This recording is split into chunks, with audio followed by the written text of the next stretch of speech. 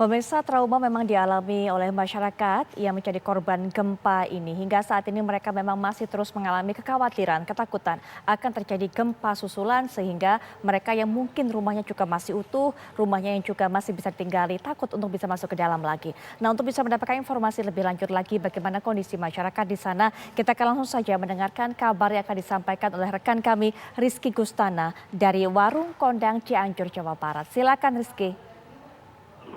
Ya, Putri Viola, dapat kami kabarkan bahwa saat ini saya sedang berada di perbatasan antara Sukabumi Cianjur, tepatnya di Gekbrong. Di mana di dua kecamatan ini antara Gekbrong dengan Warung Kondang banyak sekali terdampak akibat gempa tadi siang.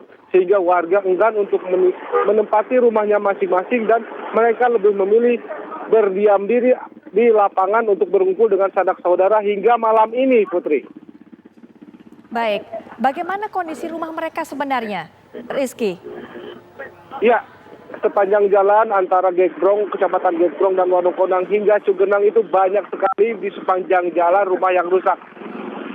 Sedikitnya ada 38 rumah yang kami pantau tadi di Desa Jambu Dipa yang mengalami rusak berat, Putri. Sementara warga enggan untuk berdiam diri di rumah karena takut gempa susulan. Dan kondisi saat ini di sana sedang mengalami gelap mati listrik, Putri. Baik. Rumah mereka banyak yang rusak berat akibat gempa hingga saat ini mati listrik. Kemudian mereka juga saat ini berkumpul di lapangan begitu. Tapi apakah ada luka-luka yang didapatkan ataupun dialami oleh para warga ini, Rizky?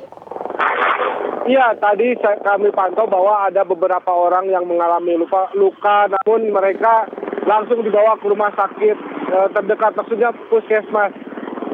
Mereka diobati mandiri karena akses menuju ke rumah sakit pun mereka sulit karena ada beberapa jalan yang memang rusak akibat gempa tersebut. Sehingga mereka harus memutar arah dan mereka juga kondisi malam gelap, akhirnya mereka mengobati mandiri begitu, Fiona.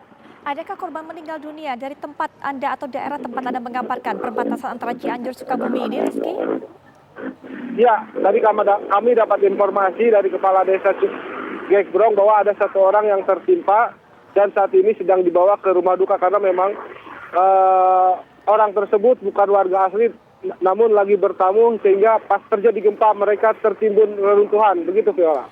Untuk seluruh warga, apakah memang semuanya sudah berkumpul di lapangan tadi yang sudah Anda sampaikan? Ataukah sebenarnya masih ada yang perlu membutuhkan pertolongan untuk evakuasi dari dalam rumah mereka? Mengingat di berbagai daerah yang terdampak gempa ini, banyak sekali daerah yang menjadi terisolir karena akses jalan juga terputus. Sehingga evakuasi susah dijalankan dengan baik, Rizky.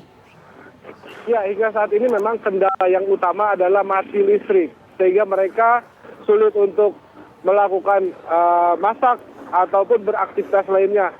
Namun mereka hanya bisa berdiam diri di lapangan yang luas di dekat rumahnya masing-masing dengan kondisi gelap gulita, Putri.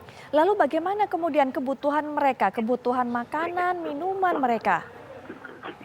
Ya, hingga saat ini hingga tadi malam saya sampai sekarang pun belum menemukan petugas yang mendatangi para pengungsi atau para korban terdampak gempa di dua kecamatan antara Gekbrong dengan Warung Kondang ini, Putri. Artinya mereka juga sampai saat ini belum makan sama sekali, Rizky? Ya, saya lihat tadi di tenda pengungsian memang ada orang yang makan, ada swadaya dari masyarakat.